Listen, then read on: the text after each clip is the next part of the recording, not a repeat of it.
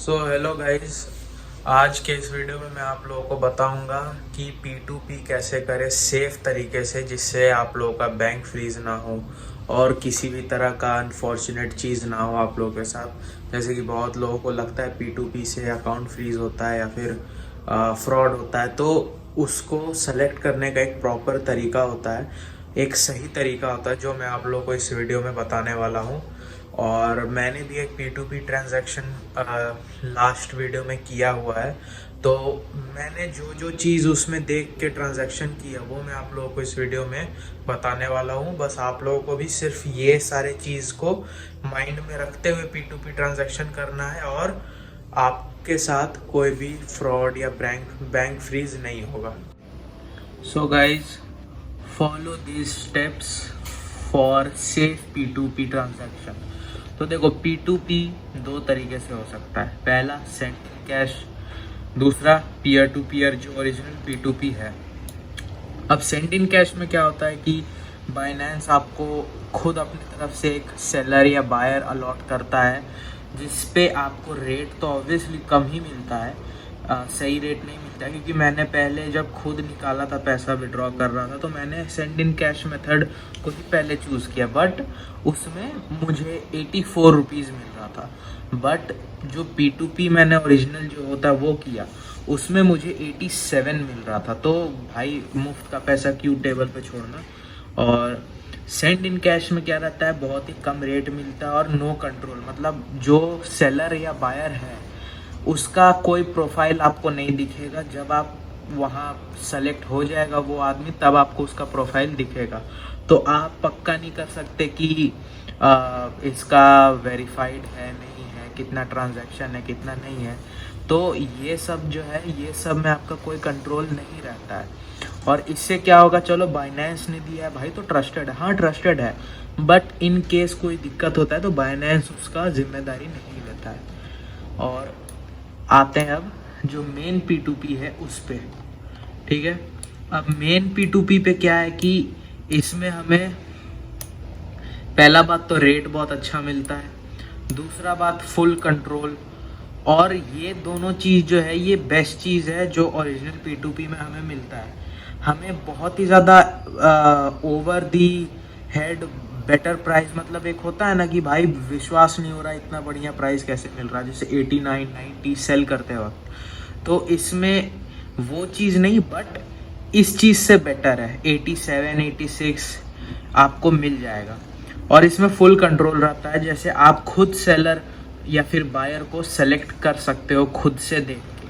अब भाई, सही तरीका है क्या सेलेक्ट करने का, और सही the right way to do it, and that is सबसे पहला पॉइंट कि वेरीफाइड बैच रहना चाहिए। वो येलो कलर का एक टिक रहता है, जब भी आप P2P पे जाओगे ट्रांजैक्शन करने तो सेलर के बगल में एक येलो वेरीफाइड बैच रहेगा। वो चीज़ होना बहुत ही ज़्यादा इम्पॉर्टेंट है। और उसके बाद मिनिमम 500 दिन उसे अपना पहला ट्रांजैक्शन किए हुए हो गया हो तो वो बेस्ट है। ठीक है, उसे 500 दिन, मतलब 500 दिन बीत गया हो अगर उसका पहला ट्रांजैक्शन हो, तो वो प्रोफाइल आप कंसिडर कर सकते हो। मिनिमम 500 है, ठीक है। 700 मिले, 800 मिले, 1000 दिन मिले तो वो और भी बेटर है ना। बट उसके पहले ट्रांजैक्शन को 500 दिन हो गए हों, वही आपको सेलेक्ट करना है, मिनिमम 500 दिन।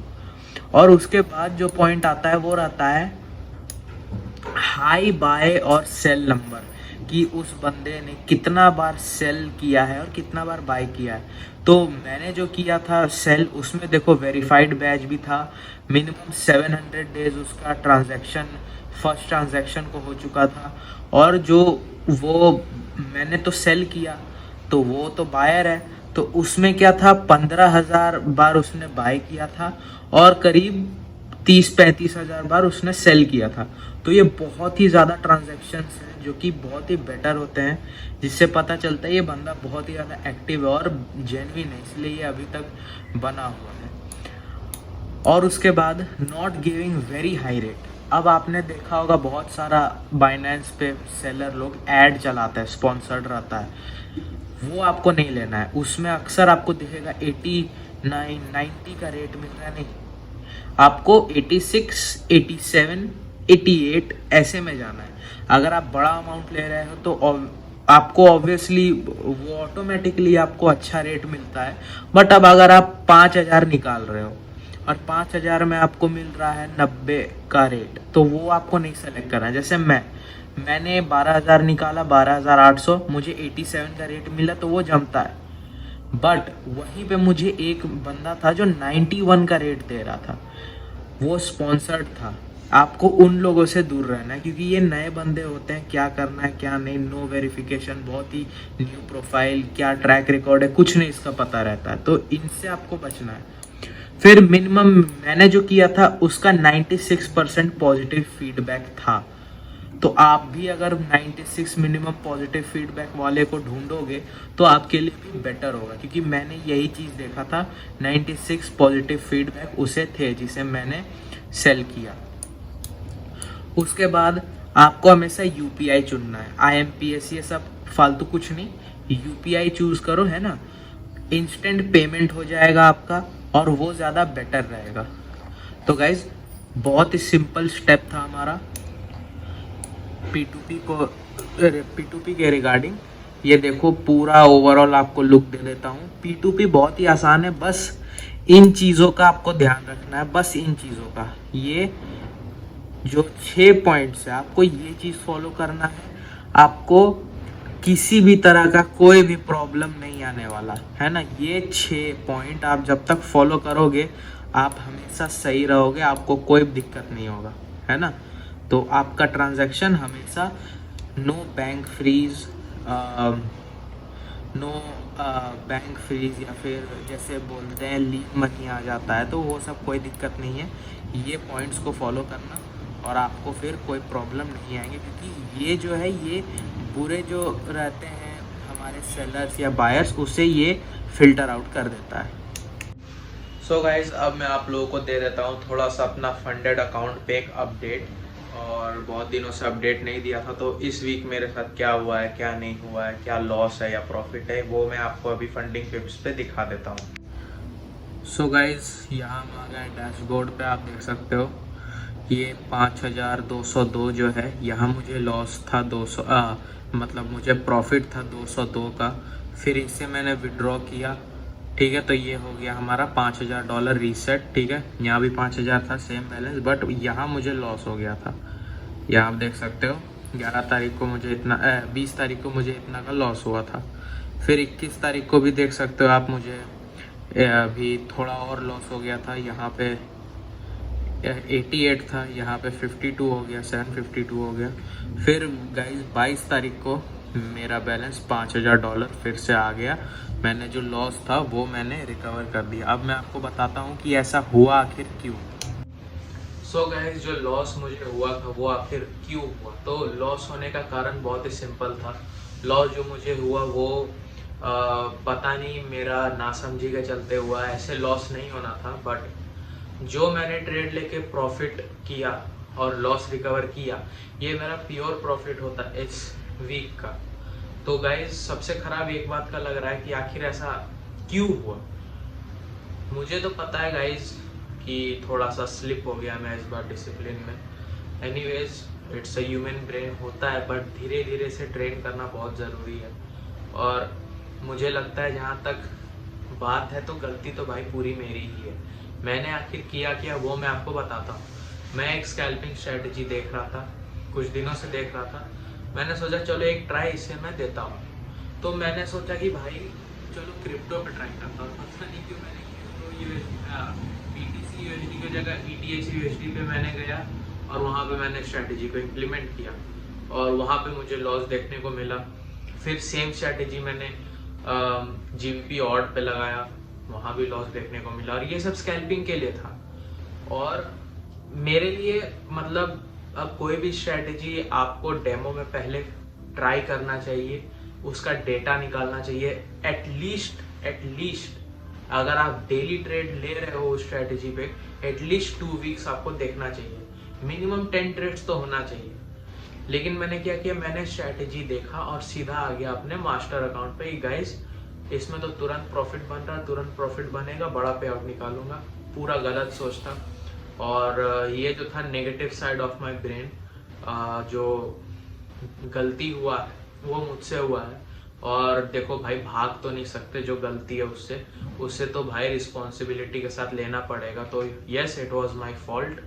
और मैं एक बात बोलना चाहूँगा कि ये जो मैंने लॉस किया था करीब करीब $211 या 200, जो लॉस था वो तो मुझे लगता है लॉस जो था वो गाइस $211 ऐसे का कुछ है लॉस। और ये मैंने लॉस लिया कोई और ही स्ट्रेटेजी देख के, जिसे मैंने बैक टेस्ट भी नहीं किया, ना फॉरवर्ड टेस्टिंग किया। सीधे मैंने देखा और आके मैंने सोचा धड़ाधड़ लगा दूं, और हाई रिस्क के साथ मैंने वो चीज़ किया। वो सबसे बड़ा मतलब एक पेन पॉइंट मुझे लग रहा है, जिससे मुझे लग रहा है कि अभी ट्रेनिंग की बहुत ज़्यादा ज़रूरत है। अपने ब्रेन को ट्रेन करना बहुत ज़्यादा अभी इम्पोर्टेंट है।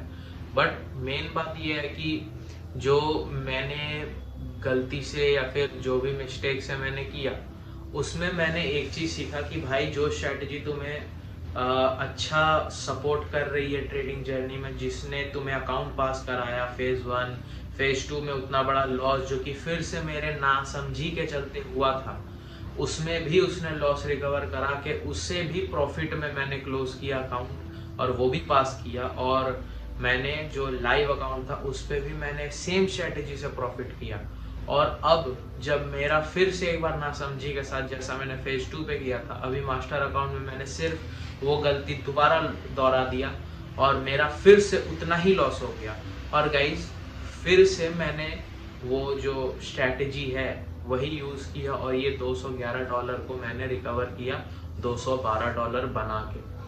और मेन बात तो ये है कि मैंने जो सिग्नल दिया था इसके बारे में, सबसे पहले मैंने सोचा कि लूँ या ना लूँ, बट मुझे अपना स्ट्रैटेजी पे कहीं ना कहीं कॉन्फिडेंस था, क्योंकि इतना टाइम से मैं इस पे ट्रेड करते आ रहा हूँ, बहुत समय से, करीब करीब 1 साल से। और अच्छा रिजल्ट तो मुझे 3-4 महीना से देखने को मिला है, अच्छा डेटा मुझे मिला हुआ है। और जो भी मैंने ट्रेड लिया, अकाउंट पास किया, पे आउट निकाला, इसी स्ट्रैटेजी के बदौलत निकाला, तो मुझे कॉन्फिडेंस था। तो मैंने क्या किया, यूरो GBP पे एक ट्रेड देखा था, कल मैंने लिया था, और उसमें 1:2 हिट नहीं हुआ। बट मॉर्निंग में जब वो रिवर्सल थोड़ा सा दिखा रहा था, तो मैंने सोचा कि भाई हटाते इसे 1:1.6 या 1:1.7 ऐसे में कुछ में मैंने ट्रेड को क्लोज किया। 1:2 तक मैं नहीं ले गया, इवेंचुअली वो हिट हुआ, बट हमारे एंट्री तक आके वो हल्का स्टॉप लॉस की तरफ भी गया, और स्टॉप लॉस से 3 से 4 पिप हम बच गए स्टॉप आउट होने से, और फिर वो डायरेक्ट गाइस 1:2 हमारा हिट कर गया। तो मैंने उतना होल्ड नहीं किया, मैंने 1:1.6 या 7 पे ऐसे ही मैं क्लोज कर दिया, क्योंकि मुझे जो चाहिए था $212 अकाउंट फिर से रिकवर्ड, जो बैलेंस मेरा 4700 जो भी हो गया था, 4780 या फिर मुझे अच्छा याद नहीं, जो भी था बैलेंस, वो मुझे 5000 पे चाहिए था। मेन बात ये था, मुझे 5000 वहाँ इक्विटी पे दिख रहा था बैलेंस पे। मैंने ट्रेड को किया क्लोज, और भाई अभी अकाउंट हो चुका है मेरा लॉस रिकवर। तो गाइज अपने दिमाग को सही रखना बहुत इम्पोर्टेंट है। और मैंने एक चीज़ देखा कि मैं सोच रहा था कि थोड़ा और ज़्यादा चार्ट्स पे रहूँ, बट एक रूल है कि ट्रेडिंग में जितना कम समय दोगे ना ट्रेड करने में, उतना ज़्यादा पैसा आप कमाओगे। लिटरली मैंने ये चीज़ सीखा इस वीक बहुत ही सही तरीके से। मैं एक स्ट्रॉन्ग बिलीवर था इस चीज़ पे, बट मैंने बहुत ही सही लेसन इस चीज़ से सीखा कि अगर ट्रेड नहीं मिल रहा है, कंप्यूटर बंद करो और कुछ और काम में व्यस्त हो जाओ। बिजी होना बहुत इंपॉर्टेंट है। अगर खाली बैठे रहोगे तो चाहे जितना अकाउंट ले लो, जितना बढ़िया ट्रेडर बन जाओ, अकाउंट उड़ाना कभी भी कम नहीं होगा, और वो खाली बैठना ऐसे भी सही नहीं है। तो इस वीडियो के लिए इतना ही, मैं आपसे मिलता हूँ नेक्स्ट वीडियो में।